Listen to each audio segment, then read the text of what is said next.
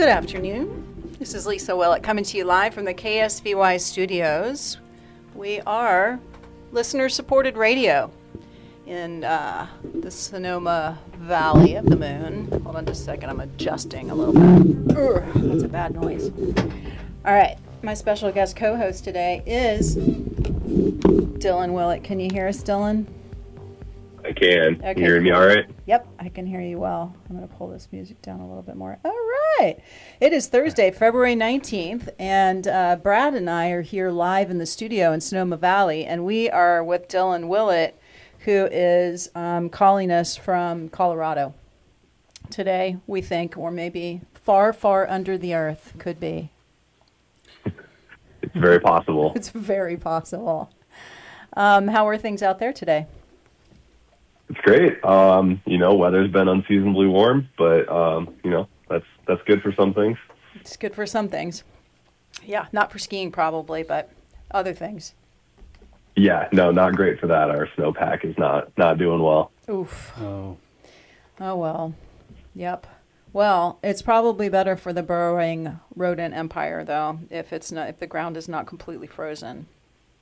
Yeah, definitely. I see a colony out my window right now that are active. So no, they're doing great. Active. Active. Excellent. Okay, so let's frame this show up today.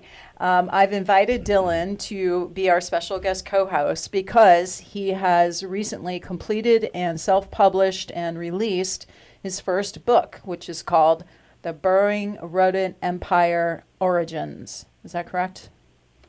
That is correct. I have the book here in the studio. Brad's just getting the first look at it. It's pretty exciting, right? Yeah, it's a real thing. It's a real thing. Yeah. Wow. Yeah, it exists in the real world. It exists in the real world. Okay, so I would like to first of all just say that yes, Dylan Willett is my stepson. I'm very proud to say that. And he, a few years ago, started a little kind of side project, a side gig, which was going to be an apparel company. And that was called Gopherit. It is called Gopherit. Mm. And that has developed all the way to an actual in our hands book, which is really amazing. And so that's a pretty big jump from, if I may be so bold as to say, maybe you were a little bit bored and you wanted to do something on the side. And so the apparel company seemed like fun.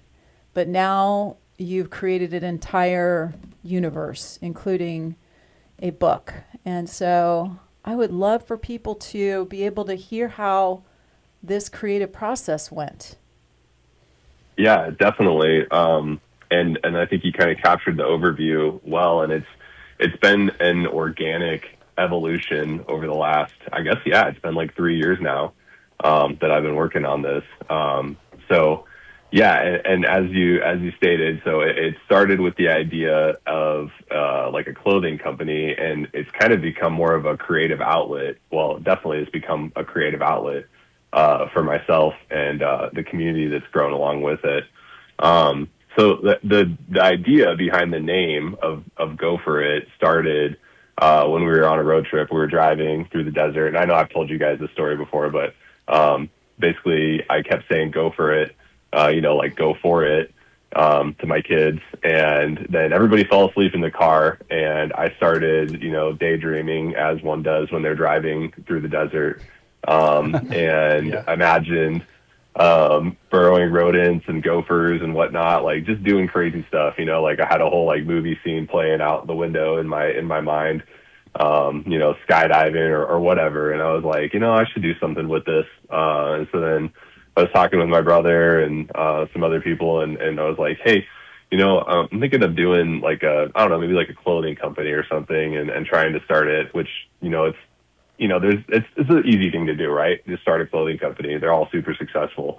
So I was like, okay, I'll do that. And it'll be all gopher themed or burrowing rodent themed. And it'll be called Gopherit, like a, play on the words, go for it. So I think everybody's everybody said that before and probably thought it, but I was like, I'll just embody this dad joke and keep going with it. So then I was like, all right, I got to market this thing somehow. So I started making like short form content that evolved into these very dry, satirical kind of, I don't know, field reports or, educational type videos, if you will, where I would green screen my head in and just talk over whatever is going on in the background and make up this whole story that would go along with it. And from there, I started gaining a very dedicated small following that would play in with the comments, and they became part of the community. And it just evolved over time. Comments would feed back, and then I'd make videos kind of about, whatever people were talking about in the comments. And we had the Hyrax became kind of like the core enemy of the burrowing rodent empire. And the IRS is somehow involved at like a higher level beyond all of it that I still haven't quite figured out myself. So that's in the book, and those are all like, canon lore accurate things that will be locked in now into the multiverse that is the burrowing rodent empire. That's kind of how we got to where we are today and having a book. It's just crazy. I love the fact that it almost felt like, okay, first of all, the short form content that you were creating for TikTok and YouTube and Instagram, those were you just ad-libbing? I mean, it was all that just kind of off the cuff when you were doing those videos to start with? Yeah. And so it's basically like I'll just flip through Instagram or TikTok or whatever, and I'm looking for videos that just kind of like catch my attention, and then I'll save them and I'll think about them for a while, and I'll just like, I'll wake up in the middle of the night sometimes and be like, oh, I have an idea for this video, and I gotta like pull out my phone and like take a note real quick, and then I'll fall back asleep. And then my process is that every morning I wake up and I usually, I'll go to the restroom and do my morning activities and whatnot. And then that's when I record my video. It's just like, 15 minutes or whatever. And I have kind of a script that I just go off of in my head. I don't write it down usually. Sometimes I do. But yeah, I'll record it and then green screen my head in, edit it. And that's the process. I'm laughing just thinking about them because of your head popping around on top of these ridiculous, videos that are, generally the content is some sort of a burrowing rodent. But right. the things that bubble up out of your subconscious are so creative and ridiculous and way far out there.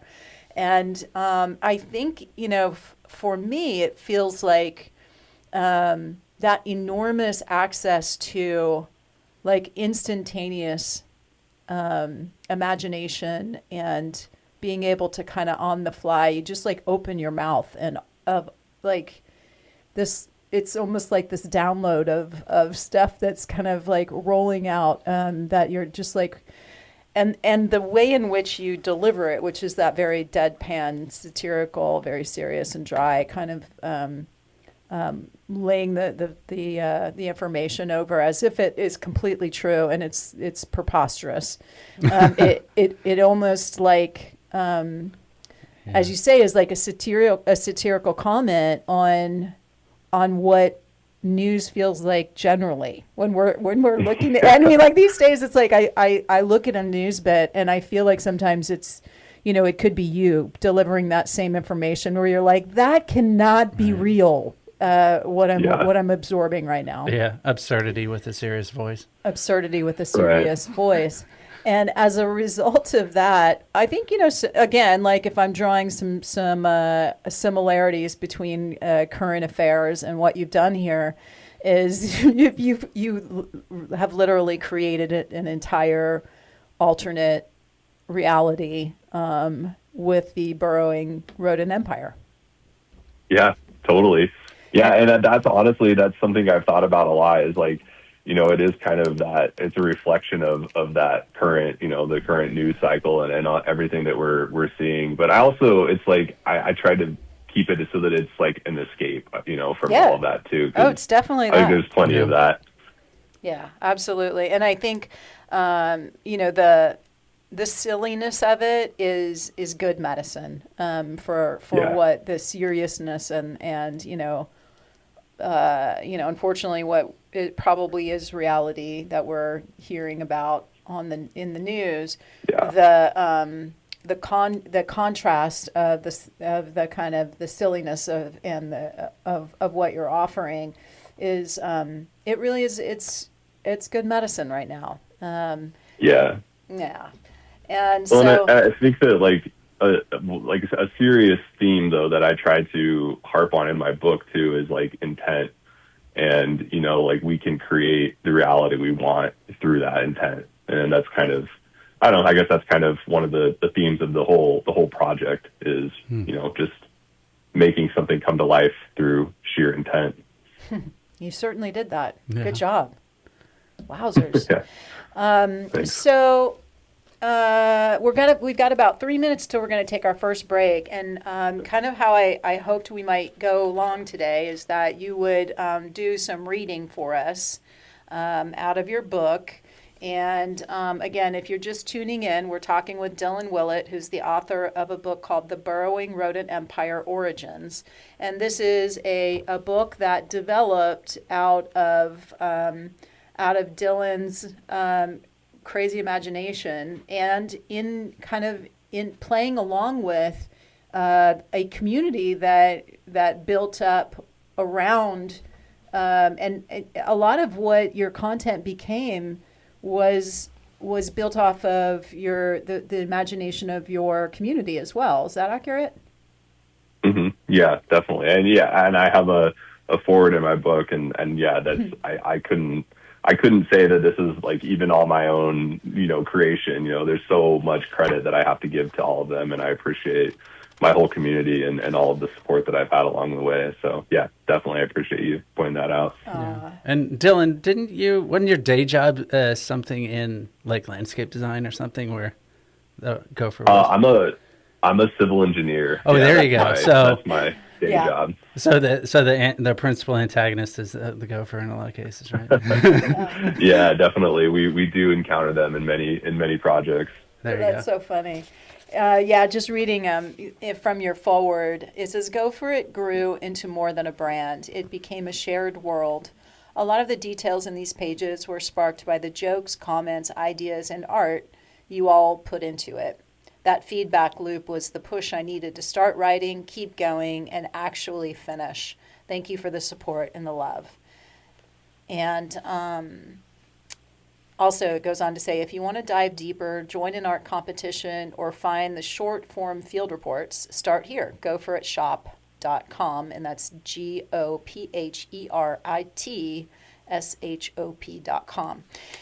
We're talking with Dylan Willett. We're going to take a little break, and then when we come back, Dylan is going to read, I think we agreed on chapter 3 from his book. And when you were on the last time with us, you read chapter 1, and you only had a couple of chapters or a few chapters written. So now we're going to fast forward to chapter 3 and in its finished form. So that's pretty exciting.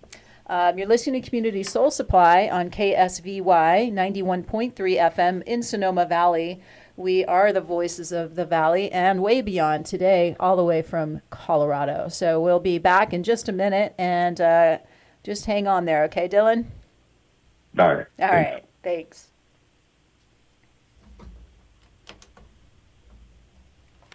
You've been listening to the Community Soul Supply with your host, Lisa Willett. The following show is brought to you in part by KSVY brings you this community music announcement, a live music event presented by longtime KSVY host Mr. P will take place on Friday, March 20th at the Sebastiani Theater in Sonoma. Mr. P's Rock and Roll Riot features the Chris Duarte Group and opening music by Jinx Jones and the Kingtones. Doors open at 6 p.m. This high-powered guitar extravaganza show begins at 6:30 p.m. Additional information and ticket details are available at sebastianitheater.org.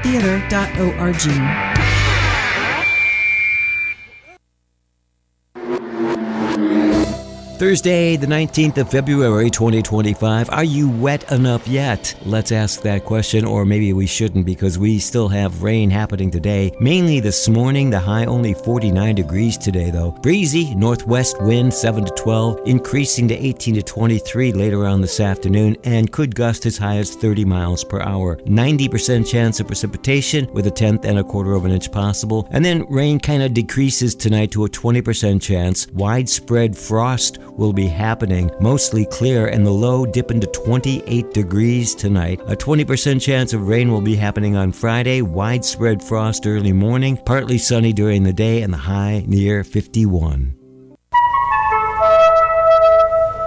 And now back to Lisa and Community Soul Supply.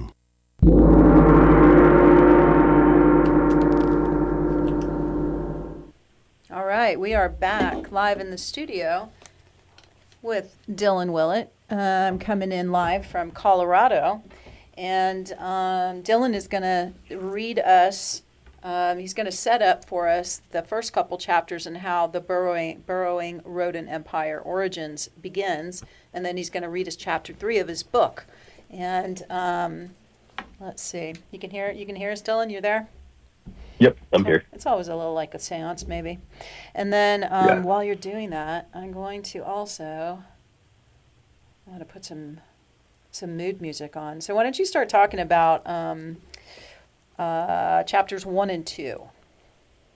Yeah, so chapters 1 and 2 center around our primary protagonist. Her name is Mari, and she's a gopher. And she wakes up in a cave, and she can't remember exactly how she got there.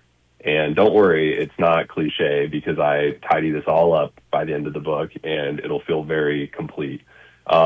She basically gets out of the cave, goes back to her home, which is the burrow, and there's a series of events. She's trying to figure out what's going on and why she can't remember, so she's kind of looking into, some of her typical stomping grounds, looking for her friends, and isn't able to find them, but ends up making it back to her home, where she's interrupted and kind of has a dream and some various things that happen.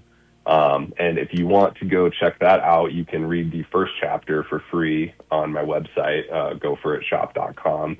And that's GOPHERIT shop.com. And that'll always be on there. So I'll go ahead and jump into chapter 3, which actually shifts point of view, and we go to one of the secondary protagonists. So we've got Jarrow, who is a beaver, and he picks up the point of view in chapter 3, and we start his introduction. So I'll go ahead and just jump into it. Great. Chapter 3, Deep Works. Rushing water encapsulated Jarrow. The current formed a sphere that warped around him, accompanied by a low, oscillating hum that shifted with his movement.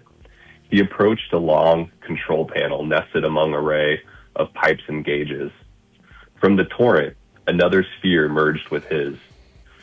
Keeper Elise, I don't think we can close the breach from the control room, but I can triage the damage, Jarrow said, forcing his voice over the roar. Good thinking, Cogwavetail, the keeper said, calm as ever. Define the problem, then solve it, just as you trained in Builder's Basic. Jarrow restrained a smile.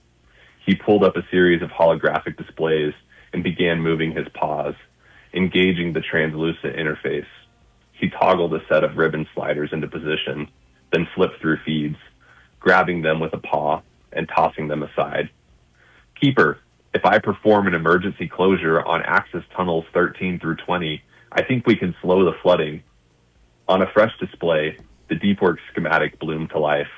The keeper spun it from a side profile to a bird's eye plan view. She zoomed in to inspect the specified tunnels. Agreed. We can also reduce sluice gate 2 alpha to 10%. Green switches clicked beneath Jarrow's paw, one by one, then bled to red. The keeper spun a dial back with one paw, while using her other to steady the display, monitoring the gate's flow rate. This won't stop it, the keeper kept the dial steady, but it buys the emergency team time. What do you think caused this? Jarrow asked. I'm not sure. The keeper's eyes hardened. Pull the feeds back up. With a spread of his paws, Jarrow slid slid the displays back into alignment. He returned to scanning the various locations throughout Deepworks.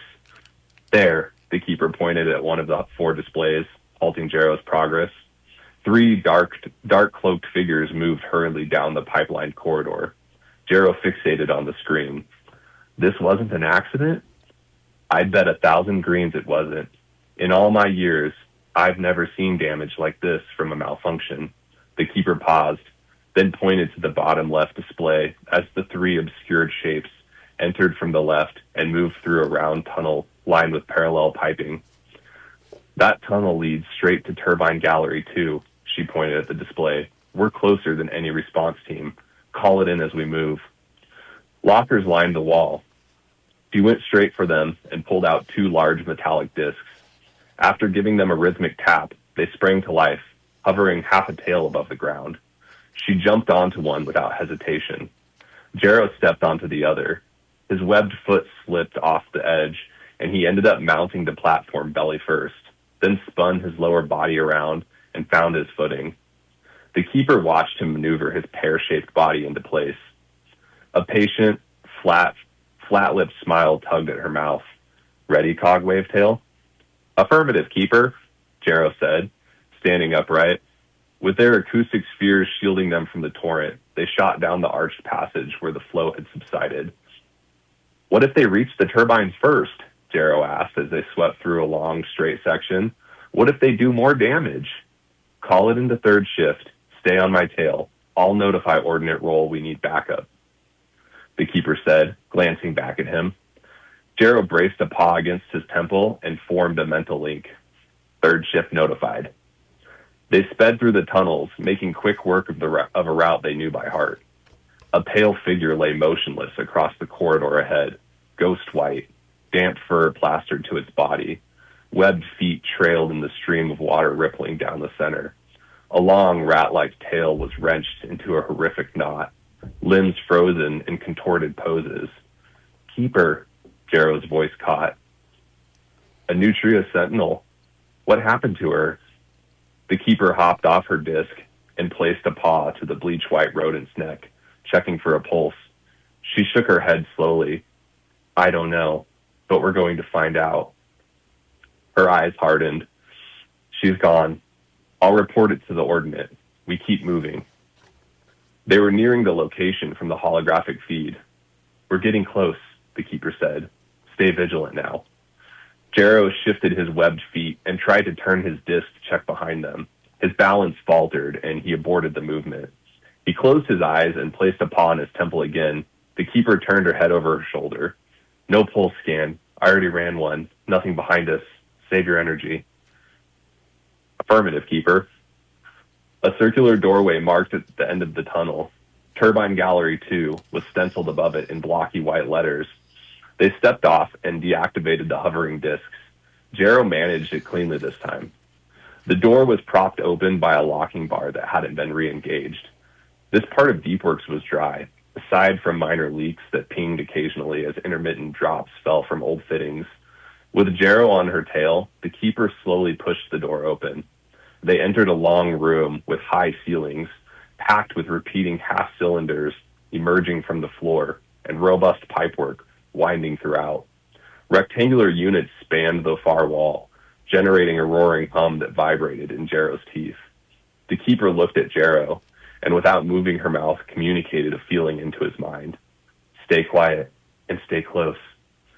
Jarrow's mouth tightened, and he nodded. They wove through the vibrating metal maze. As they moved deeper, distant chatter emerged through the white noise. High-pitched squeaks followed. A short, throaty shriek faded, then a round of screeches. The keeper glanced back at Jarrow, eyes narrowed. Jarrow lifted his paws in a helpless, questioning gesture. A faint blood-red glow bled through the gaps in the machinery ahead, casting shadowed movement across the near wall. Before they could catch a clear glimpse, a deep, guttural voice stopped them in their tracks. They froze, stacking tight against the side of the nearest purring turbine. The keeper flipped down a transparent monocular eyepiece. Jarrow followed. With swift tactical precision, they moved around the corner, paw to temple, the other outstretched and facing forward. The three figures they had seen on the monitors were suspended midair. Their cloak hoods had fallen back, exposing stout, furry heads with pointed snouts. Their bodies were contorted, arms and legs shifting in grotesque configurations. At the center, the source of the blood-red light revealed itself. Filaments of energy were being drawn from the smaller members of the formation, funneling into a coalescing crimson gyre. At its focal point stood a larger, heavily muscled version of its smaller counterparts. Smoothly wielding sharp claws, the behemoth gestured with practiced control, shaping the vortex. A maniacal smile anchored its vicious nose and sallow, sunken porcelain eyes. What stood out to Jarrow, though, were the teeth, fangs, the kind you'd see on big cats or other predators, protruded down and out of its wicked mouth. Jarrow and the Keeper froze, stupefied by the stage of alien information that had penetrated their familiar world. The larger creature's focus shifted. Its smile faded into a devilish glare as its gaze locked onto the Keeper. Her eyes rolled back, whites exposed. She burrowed into the mind of the beast, her outstretched paw grasping at blank air. Jarrow felt it like a sledgehammer. A wave of nausea and a splitting headache overwhelmed him and drove him to his knees. He looked to the Keeper for help, only to realize he was merely collateral. Keeper Elise doubled over and released a shuddering scream that echoed through the gallery. Sanguine coils of energy formed between them, flowing away from her and into the brute. The three smaller creatures dropped to the ground and squirmed. The Keeper lifted into the air, drawn toward the hulking, vampiric form. The villain laughed, deep and vengeful. The sound hit Jarrow with an explosiveness of a shockwave. Jarrow's eyes darted, searching for anything that might help. Generators, ceiling, turbines. The brute stood on a large pad marked by nested triangles forming a 9-point star. Thick tentacles connected the pad to the machinery. Heavy cables expanded and shrank like a flexible straw, drawing down a thick substance. As the engorged section moved from turbine to platform, it released a deep orange glow that highlighted the veiny structure. Jarrow's monocular caught an anomaly along the sidewall of a pipe. A blue waveform pulsed across his eyepiece, high pressure, routing into the turbine. The corrupted growth had spread finger-like roots along the pipework, compromising the structure. Helplessness fell away, and his jaw set. Jarrow focused on the water within the pipe. He manipulated it into a zone of pressure that induced powerful shock waves. The pipe shook violently and began to hammer, every molecule straining for release. The pipe erupted. A rush of water inundated the creatures, knocking down the two nearest to the rupture. Jarrow's posture now mimicked the Keeper's, paw to temple, the other outstretched. He turned his attention to the smaller creatures and targeted the only one still on its feet. Jarrow reached into its mind. It was chaotic, full of malice and hate, like he had never felt before, as if that was its only purpose. He saw flashes of dark landscape beneath a deep maroon skyline. The creature flew on a wide-winged, stark gray bird with a thick bill. The scene jumped. Another smaller member of its kind embraced it. Love. Comfort. The contrast hit Jarrow so hard it nearly pulled him under. Malice and warmth braided together in a way his mind struggled to hold. Jarrow's eyes softened. His mouth loosened as he tried to find a weakness to mold its mind to his bidding. Then nothing. He looked up. The creature was gone, leaving only a faded red mist where it had stood. With a grin, the pale giant pointed a blade finger at the empty space. Behind their master, the other two squeaked and rushed for cover. Jarrow saw them reach into a small bag and pull out a hollow metal hoop. They expanded it to the size of a wide doorway and threw it at the far wall where it adhered. From the smooth circumference, black liquid filled the ring, wavering like the surface of a raging ocean. It lapped out, sucked back, then calmed to modest peaks. Jarrow's vision snapped back to the Keeper. She was being drawn within touch of the demon. The smooth brown of her coat went coarse and stark as she neared it. Her body withered and thinned, anemic, like an old apple core left to rot in the desert. Even her strong paddle tail dangled limp, All the while, the color of the demon deepened, its coat turning a shade of burnt charcoal. Jarrow shook his head and gritted his teeth. His feet carried him forward without consent. He charged, terror burning behind his eyes, and unleashed his fiercest battle cry. One of the smaller monsters stepped out from behind the pale beast and lifted a paw at Jarrow. Jarrow became weightless, his momentum inverted. He flew backward across the room, slamming into the wall. Deepworks reasserted itself. Jarrow sucked in a wet, choking breath. The blood-red glow was gone, replaced by familiar blue lighting. The rhythmic hum of the generators dominated again. Jarrow tried to stand and collapsed to his side against the cool, damp stone.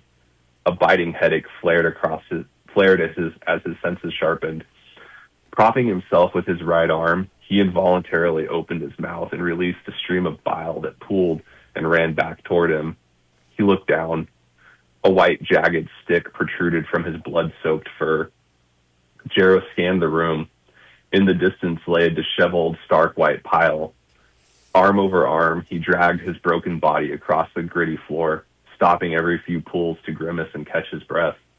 When he reached the withered lump, he grasped the side and rolled it over. "Keeper," he choked out, scrambling for a pulse. She was still. Opaque white marble sat in her sockets.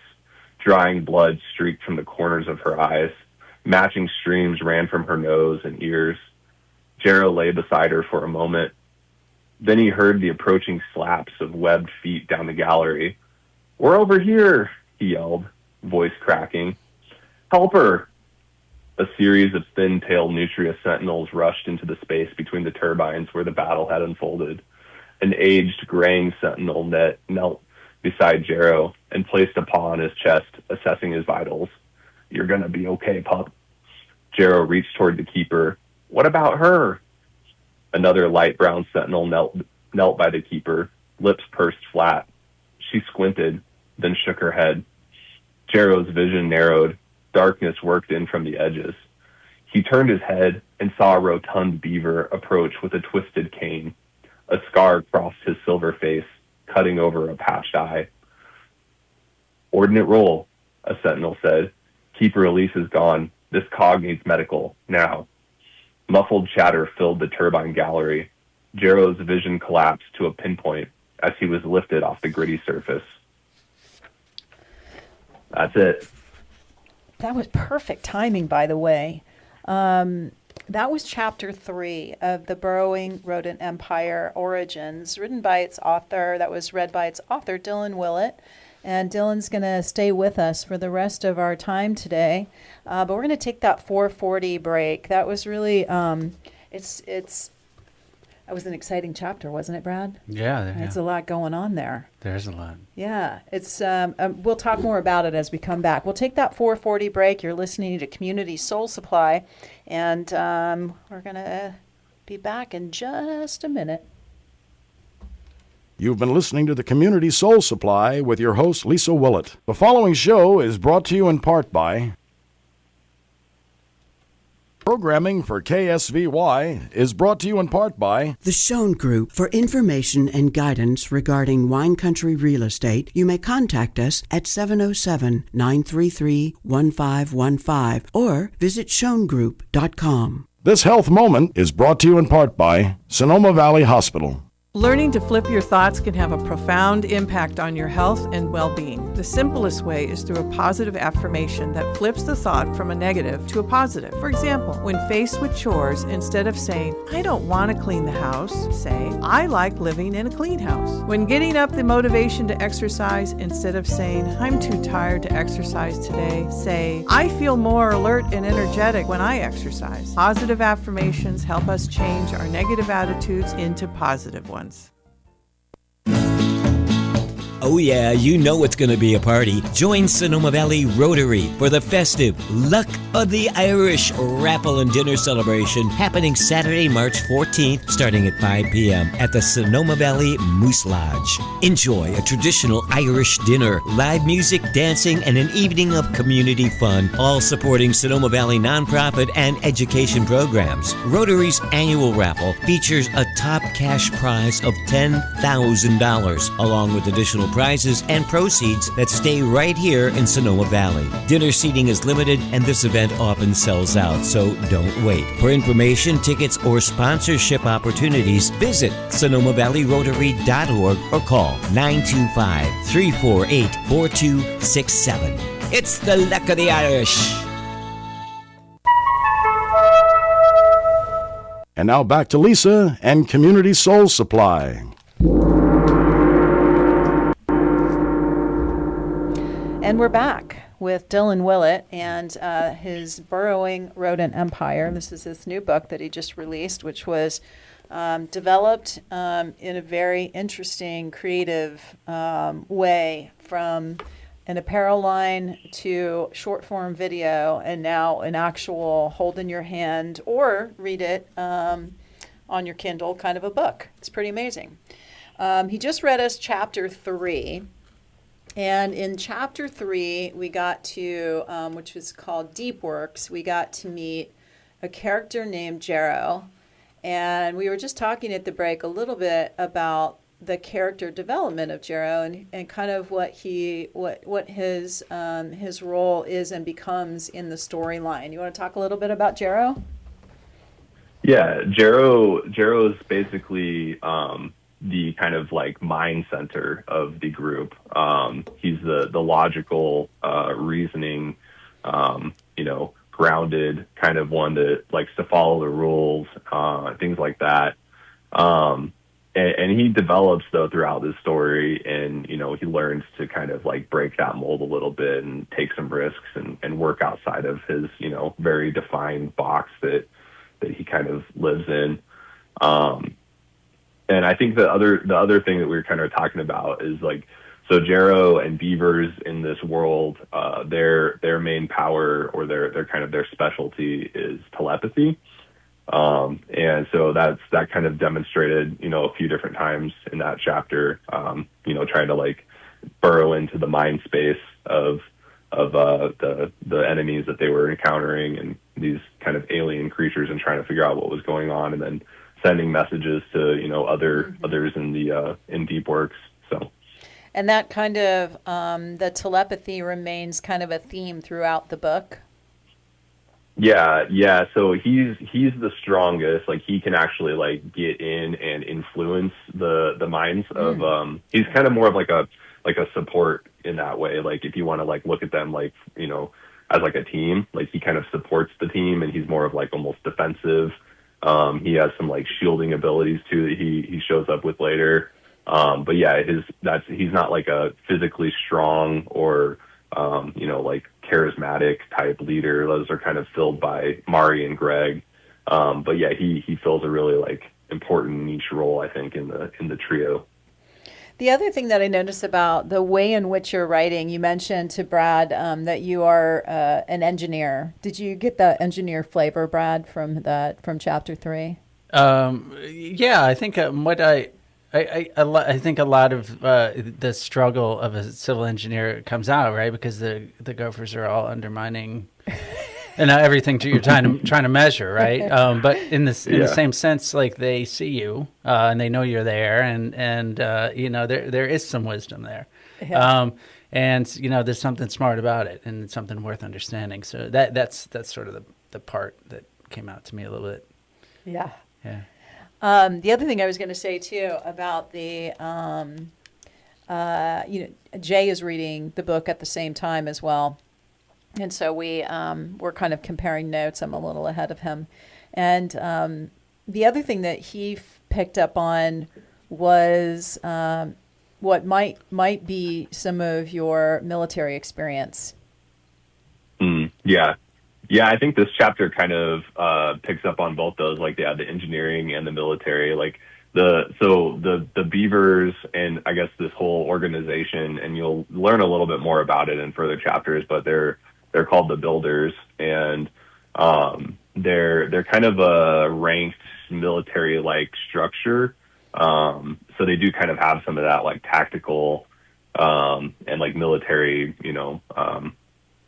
structure. Yeah, they're so like when they're moving through there, like they drop down their binoculars, and like they kind of have that rank file and tactical approach to it all. Right. Yeah, and just some of the even in the maybe the tone of some of the language, or how the characters are interacting with each other. Like using their ranks and stuff. Yeah, using their ranks, and also the way in which they're moving, and they're kind of telling each other to move, even telepathically.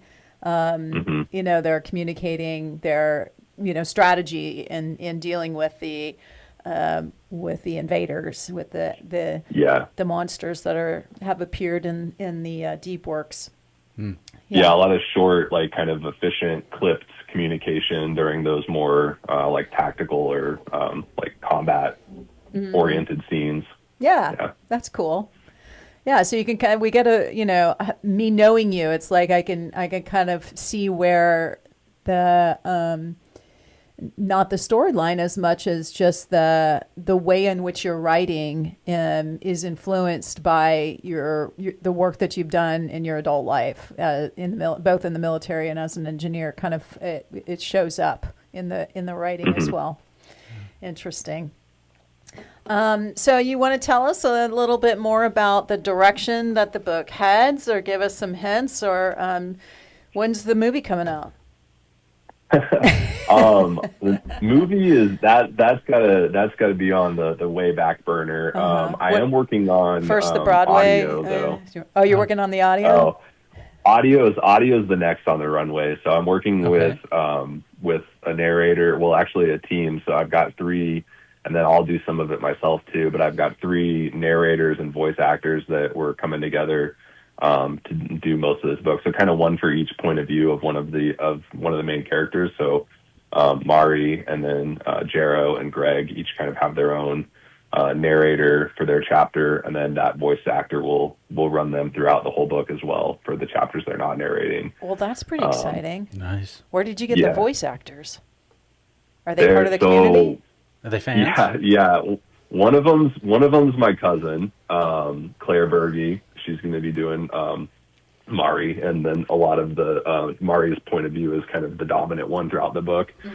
And then Jack is another person from my community that's going to be doing some of the voice acting, and he's going to be doing Greg. And then another person in the community who's actually, I know him in real life and I work with him, John.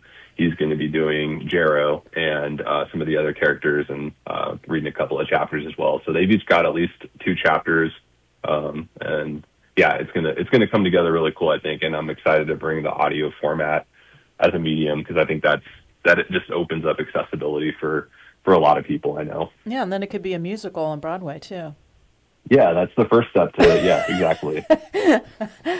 Yeah, I could see that. That could be a lot of fun.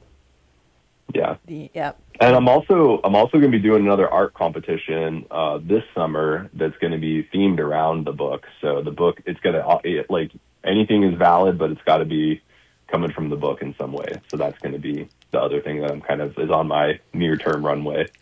Yeah, that's another piece of this that's pretty cool, is the development of the art. Because when we spoke to you, and I can't even remember, I should have gone back to check the date of when we had you on before. You were trying to teach yourself how to draw, because I think it's at one point you were like, I'm going to do my own artwork for, and this was prior to really the book. This was really more about creating your own artwork for the apparel line. Yeah. Yep. Yeah, and I enjoyed that, and that creative format. But I think that I found really like writing to be my my niche that I excel at. That's kind of, I don't know. It just fit me and felt right. Your narration is good too.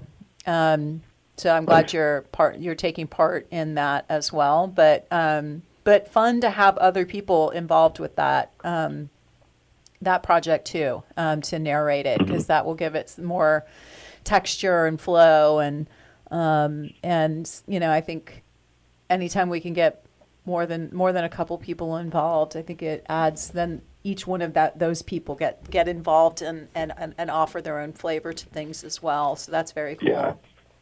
And it's like the spirit and heart of the whole thing I've developed, the community and collaboration. So yeah. I thought about just doing it on my own, but I was like, I got to get people involved in this. Yeah, so. It's really neat. And then the artwork, talk to us a little bit about the process that you went through with the finding your cover art and artist. Yeah, so the artist for all of the art in the book, so the cover art, the spine, the back, and then all of the chapter headers, his name is Alexandre Augusto, and he's a Brazilian artist, and I found him. So he joined my community. He was one of the early followers, I think, from Instagram primarily, and then he participated in the first art competition. I think he came in third, but I really liked his style. And you can go on my website again, and you can go back and look at the previous ones. His name is I think it's Jirapoka. Jirapoka Art is on Instagram. And he just had a really cool style that I felt like kind of fit the theme of what I was looking to do for the cover. So I reached out to him and was like, "Hey, would you be interested in doing this?" And he was like, "Yeah, definitely." And we just coordinated it, and he's been with me for the last 2 years probably, refining and working on it and making it come to life. So it's been pretty fun. So cool. Yeah. It's just amazing how this the multiverse literally is a multiverse with the art and the artists and the art. I was thinking about the art contest was kind of where that started, when you were like, yeah, maybe I should. I think we talked about that. I don't remember. Yeah. Early I think on. so. I definitely bounced it off you. Yeah, and what a great idea that was, to kind of not only get art, but to procure the art out of the community that was creating the storylines or helping to contribute to the storyline. It really made this a collaborative project all the way around, which is really neat. It reminds me of a kid. Some of my favorite books were the Choose Your Own Adventure. Mm-hmm. Do you know those? You're probably too young to know about it. It's like no, yeah, I'm familiar with those. Yeah, I loved those, and you could read the book a number of different ways. Kind of as you made your way through, because you got to make decisions along the way. And in the way that you've done this collaboratively with your community, they're invested in it. They're invested in the storyline. It's a choose your own adventure at a community level. Yeah, they're influencing it and choosing to drive it in the way that it goes. Yeah. That's so cool. So are you, you just got this book out into the world, so congratulations on that. But are you thinking of what happens next after Origins? Is there going to be more books? Yeah. I bet. Yep. I don't know how many. I already have another one that I'm cooking up. I'm trying to I got a lot of irons in the fire right now, so I'm trying to balance all of that. But I've been kind of just storyboarding and brainstorming the next book and talking about it with my wife and stuff, and just trying to figure out where I want to go with it. But yeah, I've definitely been working on it. And the ending of this book, I think, the ending is very unique. And it opens it up for a lot of future books. Yeah, I will say that. And there's some twists that are in there as well. So perfect. Sneak peek definitely planning to do more. Yeah, and so this book is really aimed at. Is it 13 to 19? Is that your kind of your demographic in there? I had to lock that in as 13 to 17 to put it into the young adult category, which is what I was aiming for, like a young adult sci-fi category. But really, I think this book could be enjoyed by pretty much all ages. Maybe not the youngest of kids, but yeah, I there's think, some like middle, a little bit middle of school scary up stuff is, that happens, but definitely. yeah, it's a little intense. Yeah, but the middle school, like it's kind of a perfect fit for middle school. It's it's easy enough to read, but there's some challenging both concept and language, I think, for that age group, that will challenge them, to step up their literacy as well. So I hope that your book gets picked up by schools. I think it'd be super cool. Yeah, definitely. I think that would be very fun. I think I need to look at some of the way I'm publishing it and broaden some of that, my options there. But yeah, that would be a goal for sure. Very good. Well, we are almost out of time, believe it or not. But I am so happy that you came on today and that we had this time and that you got to read Chapter 3 of The Burrowing Rodent Empire, Origins. This is a book written by my stepson, Dylan Willett. And this is just, whether you were my stepson or not, I would still 100% want to talk to you about this creative process that you've gone through to get to this. It's really inspiring. It's very cool. It's kind of that, Harry Potter kind of a flavor of creation. That it's just an entire world. But what's really unique and wonderful about it is that you didn't do this all alone, that you really did involve friends and family and strangers, a community that you developed along the way to be a part of it. Yeah. So I commend you and congratulations on this amazing thing that you've done. Oh, thank you so much. And it's really just been a pleasure to get to do it, and I feel really fortunate to have so much support behind all of it. And to have you offering me to come on your show and do this is great. So yeah, thank you so much. My absolute pleasure. We're going to get up on out of here in a minute, but tell people how to again, what's the website and how to find you on the interwebs. Yeah, so you can go to my website. It's kind of the hub for all of this information is gopheritshop.com. So that's GOPHER, like a gopher, and then IT shop.com. You can just Google it. If you Google Gopherit, I think I'm the first thing that pops up. I'm on all major social media platforms as well, and those links are all on my website. Cool. And I have the first chapter, like I said, is available on my website if anybody just wants to sample it and check it out. Cool. And that'll always be there. So awesome. And then you can find your way from there. Nice. All right. Hey, thank you so much, Dylan. You take care and tell everybody out there we said hello. All right, will do. Thank you. Yep, take care. You've been listening to Community Soul Supply, and we're going to get on out of here and make room for Mike Ryan Recommends coming up next. We are always the listener-supported radio, Voices of the Valley, and please make sure to support community-supported radio by going to ksvy.org and seeing if you can make a little donation. You know what I mean? All right, people, we are hope you have a lovely week, and we will catch you next time. Thank you, Sonoma.